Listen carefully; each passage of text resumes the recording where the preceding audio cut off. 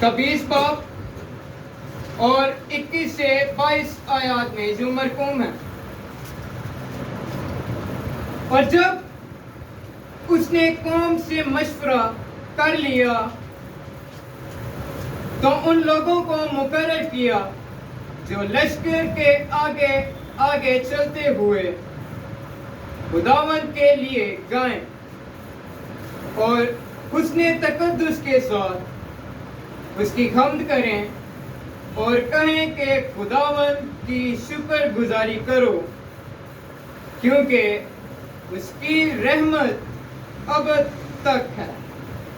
عزیزو، ہمیں یہاں یہ دیکھنے کی ضرورت ہے یہ شخص کون ہے جس کا ایمان، جس کا بھروسہ، جس کا توکل جو ہے ہتھیاروں پر نہیں ہے، جنگی لشکر پر نہیں ہے، گھوڑوں پر نہیں ہے، بلکہ اس کا ایمان جو ہے، اس کا توکل جو ہے وہ خدا کی پرستش پر ہے. اور اس نے ان لوگوں کو مقرر کیا جو حسن تقدس کے ساتھ جنگی لشکر کے آگے چلیں اور خداوند کی شکر گزاری کریں. اب یہ حسن تقدس کا مطلب کیا ہے؟ حسن تقدس جو ہے یہ دو الگ الگ الفاظ کا مجموعہ ہے. حسن کا مطلب خوبصورتی اور تقدس کا مطلب ہے ادب، احترام، عزت. مطلب حسن تقدس کا جو مطلب ہمارے سامنے نظر آتا ہے وہ ہے خوبصورتی اور ادب کے ساتھ خدا کی حمد و ستائش کرنا. اس لیے اس نے ایسے لوگوں کو چنا جو حسن تقدس کے ساتھ لشکر کے آگے چلیں. کیوں جو ہے یہ بادشاہ جنگی لشکر کو تیار کرنے کے بجائے، ہتھیاروں کو تیار کرنے کے بجائے حسن تقدس کے ساتھ خدا کی پرستش کرنے والوں کو تیار کر رہا ہے؟ کیوں جو ہے یہ ہتھیاروں کے بجائے گانے والوں کو فوقیت دے رہا ہے؟ کیونکہ یہ بادشاہ جو یہودا کے قبیلے کا بادشاہ تھا، یہ جانتا تھا کہ وہ زندہ خدا جس کے حضور میں نے اور میری قوم نے خاکساری کی ہے، وہ پرستش کے وسیلہ سے قوموں کو فتح سے بڑھ کر غلبہ دینے کی قدرت اور طاقت رکھتا ہے. وہ پرستش کے وسیلہ سے جوئے اور بندھن توڑ ڈالنے کی قدرت رکھتا ہے. جو اس وقت بادشاہ جو ہے پرستش کی روح سے بخوبی واقف تھا، اسی لیے اس نے پرستش کرنے والوں کو چنا. اگر اس کا بھروسہ، اس کا توکل جو ہے خدا پر نہ ہوتا، وہ پرستش کی روح کو نہ جانتا، تو کیا وہ فتح پا سکتا تھا؟ نہیں.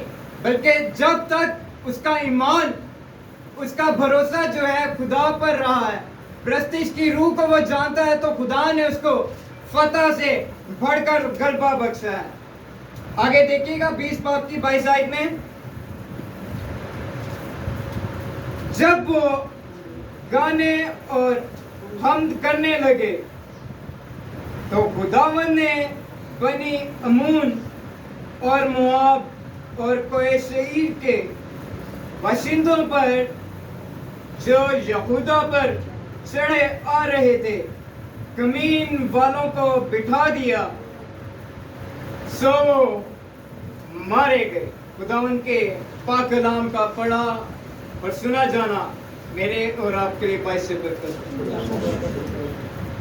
عزیزوں، یہاں پر ہم واضح طور پر دیکھتے ہیں کہ کیسے جو ہے خدا نے پرستش کے وسیلہ سے یہودا کے قبیلے کو قوموں پر فتح بخشی، اور نہ صرف فتح بخشی بلکہ فتح سے بڑھ کر غلبہ بھی بخشا.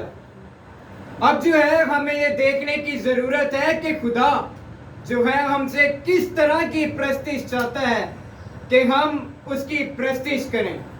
میرے ساتھ دیکھیے گا یوحنا کی انجیل اس کا 4 باب اور اس کی 23 سے 24 آیات میں جو مرقوم ہے. यूहन्ना की अंजील उसका 4 बाब और उसकी 23 से 24 आयात में जो मरकूम, मगर वक्त आता है, बल्कि अब ही है, कि सच्चे परस्तार बाप की प्रस्तिश रूह और सच्चाई से करें, क्योंकि बाप अपने लिए ऐसे ही परस्तार ढूंढता है। खुदा रूह है और जरूर है कि उसके परस्तार रूह और सच्चाई से परस्तिश करें। अजीजों, इन आयात में अगर हम गौर करें तो हमें चंद एक कंडीशंस यहाँ देखने को मिलती हैं कि खुदा जो है हमसे किस तरह की प्रस्तिश चाहता है कि हम उसकी प्रस्तिश करें।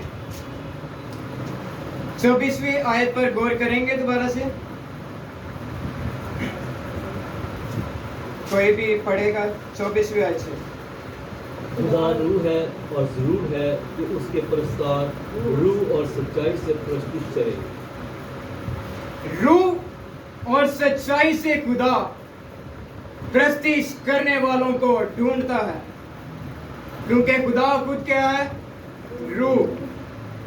और रूह और सच्चाई से उसकी प्रस्तिश करना, उसको पूजा जाना जरूरी है।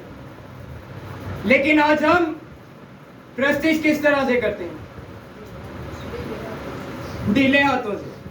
हम ना तो रूह से उसकी प्रस्तिश करते हैं और ना ही सच्चाई से उसकी प्रस्तिश करते हैं।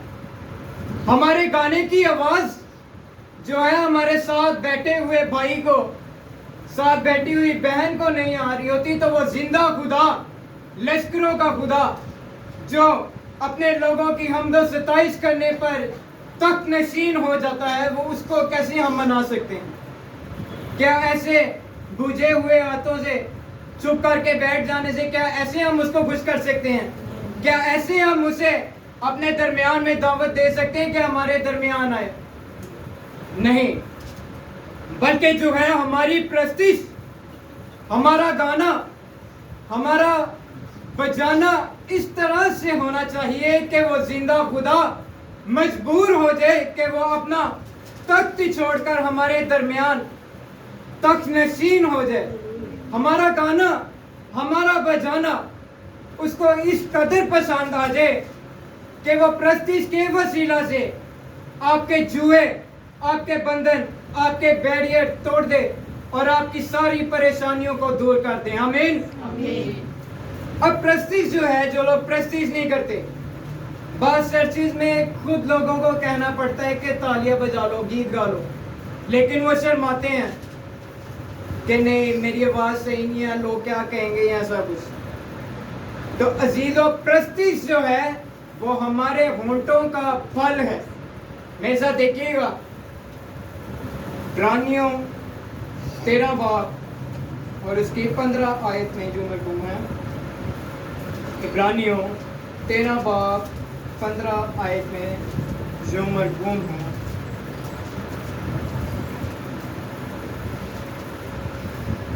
बस हम उसके वसीला से हमद की कुर्बानी, यानी उन होंठों का फल जो उसके नाम का इकरार करते हैं, खुदा के लिए हर वक्त चढ़ाया करें। प्रस्तिश जो है अजीजों हमारे होंठों का फल है, और ये फल हम किस तरह से पा सकते हैं? किस तरह से हम इस फल को हासिल कर सकते हैं? जब हम रूह और सच्चाई से उसकी प्रस्तिश करेंगे, तब ये होंठों का फल खुदा जो है हमें देगा। और अजीजों याद रखिए, प्रस्तिश एक ऐसा जोरावर हथियार है जिससे शैतान भी डरता है। अगर आप जितनी रूह और सच्चाई से खुदा की प्रस्तिश करेंगे तो खुदा जो है शैतान को आपके करीब नहीं आने देगा। आपके घरों में जो परेशानियां हैं, रुकावटें हैं, अगर आप रूह से सच्चाई के साथ खुदा की प्रस्तिश करेंगे तो वो एक ही लम्हे में आपके सब रुके हुए कामों को बहाल कर देगा। लेकिन इसके लिए जरूरी है कि रूह और सच्चाई से खुदा की प्रस्तिश की जाए, रूह और सच्चाई से उसको पूजा जाए, ताकि खुदा जो है प्रस्तिश के वसीला से आपको नजात दे। ज़बूर नफीस 149:4 आयत में यूं बयान करता है,